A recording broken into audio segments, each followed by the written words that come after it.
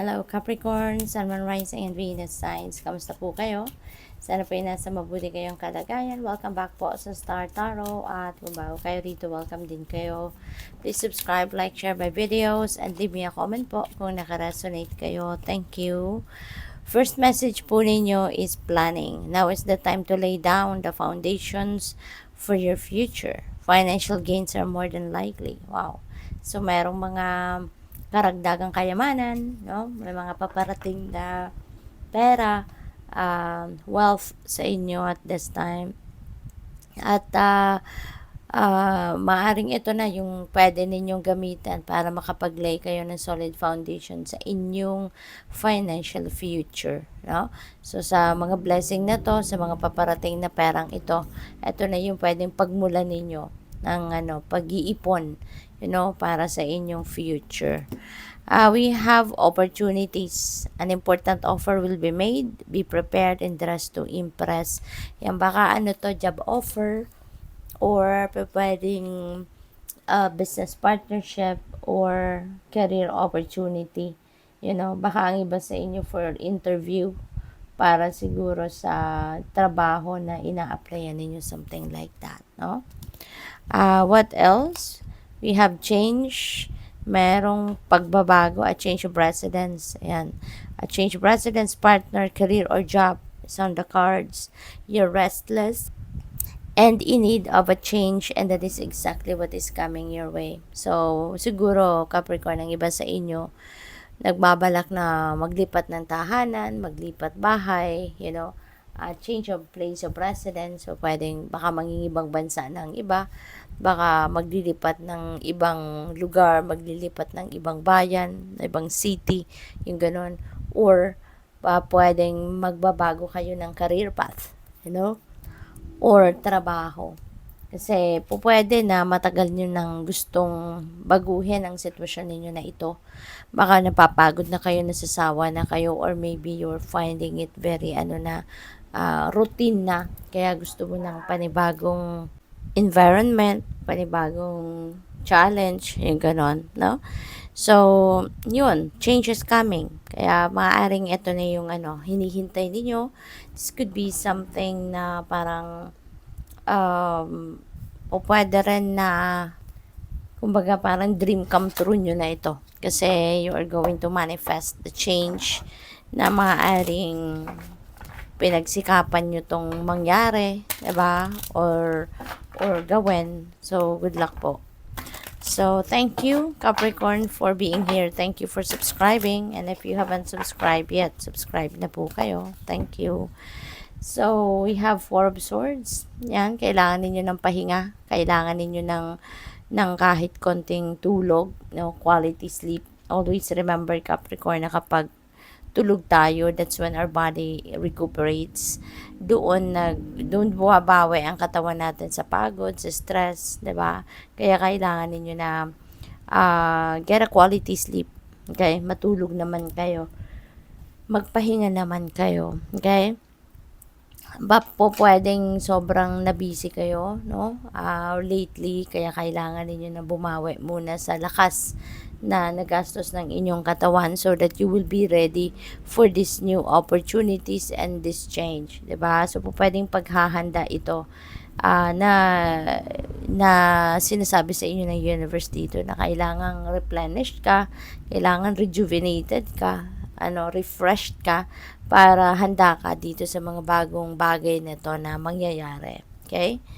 So, what else? We have Hanged Man. Ayan. So, it's also a time ngayon to reflect, no? To do some kind of introspection and reflection. Kasi pwedeng meron kayong pinagkakabisihan sa ngayon na hindi dapat or hindi yun ang dapat na i-prioritize ninyo sa ngayon.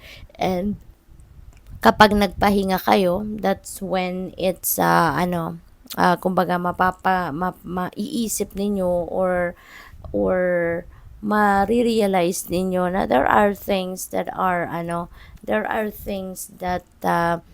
you need to look at sa ngayon, na rather than the things that you've been focusing on. Kasi baka baka off timing yun, 'di ba? Baka hindi yun ang dapat ninyong pagkaabalahan sa ngayon. So, kapag nagmuni-muni ka, kapag nag-isip-isip ka, then maybe, 'di ba, maiisip mo, makikita mo dito kung ano ang dapat na mas pagtutuunan ninyo ng pansin, 'di ba?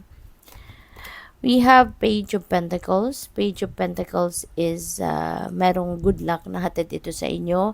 So, maaaring siswertehin kayo ngayon pagdating sa mga bagay na related sa inyong pagkakaperahan, no? Maaaring baka kasi merong mga balita or mga tip or pwedeng merong mga offers dito na dadating sa inyo na pwede ninyong pagkaperahan. So, pwedeng trabaho yan, bagong trabaho or additional na trabaho, pwedeng panibagong career path since mag-change talaga kayo ng career path for some of you, or pwedeng offer ng negosyo, 'di ba? Baka ngayon hindi na kayo magtatrabaho at magnenegosyo na kayo, something like that. Or baka may sale, 'di ba? May sale of property or pwedeng kayo ay merong bibilhin. Kung hindi man kayo yung magbebenta, baka kayo ang bibili. So, surrounding those areas, no, siswertehin kayo. There is good luck, no, that is going to happen dito. Kaya good luck sa inyo.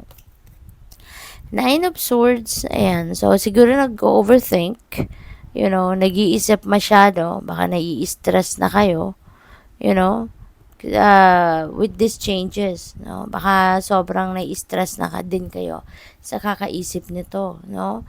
Kasi kung ano man, siyempre massive change ito no? Yung pagpapalit ng lilipat ng bahay, 'di ba? That is a massive change.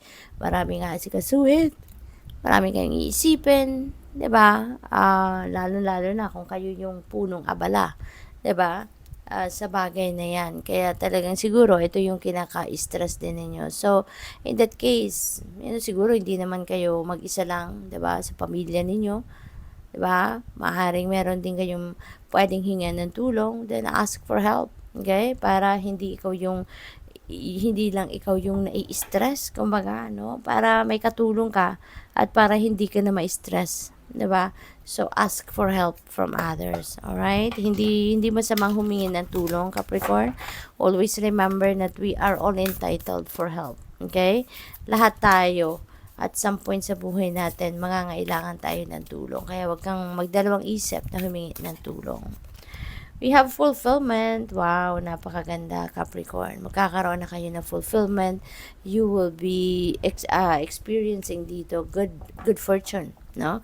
Kasi siswertehin kayo Mafu-fulfill na siguro yung mga dreams ninyo, yung mga heart desires ninyo, yung mga pangarap ninyo, no? Yung mga matagal na ninyong minimithi sa buhay, you know, you will be fulfilled and you will be happy, no? You will be feeling joyful, yung ganon. Kaya, napakaganda nito, Capricorn. So, what else?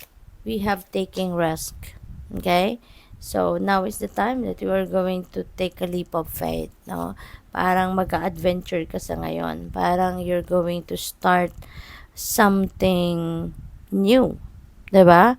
So talagang maaari yung mga opportunities na to, yung change na to, baka that is something na hindi ninyo nakasanayan. Maybe this is something na totally new for you. Yung bang ngayon nyo pa lang ito gagawin or ngayon nyo pa lang ito ma-experience, no? But regardless, 'di ba? Handa na kayong sumubok, no? Ngayon ng mga bagong avenues. You're ready to embrace change talaga. Kaya kasama na dito yung pagte-take risk ninyo, no? So talagang ngayon matapang na kayo, no? Na sumubok ng mga bagong bagay at umalis kayo doon sa kung ano lang yung komportable kayo, kung ano lang yung nakasanayan ninyo. Handa na kayong kumbaga sumugal, no? Sa mga bagong bagay, sa mga bagong sitwasyon. And hindi kayo mag-worry about that kasi you will be illuminated, no? Papaliwanagin ng universe ang daan patungo doon sa mga bagay na gusto ninyong gawin sa ngayon. Kung ano man itong adventure na to, na gagawin ninyo, trabaho, bagong trabaho, bagong career, di ba? Bagong business. Tutulungan kayo ng universe. You will be enlightened. You will be the path towards that will be illuminated for you. Kaya you can expect that things are going to fall into its right places. It will be smooth sailing, 'di ba? Yung mga gagawin ninyo rito. Good luck. Thank you for watching. Love and light. Namaste.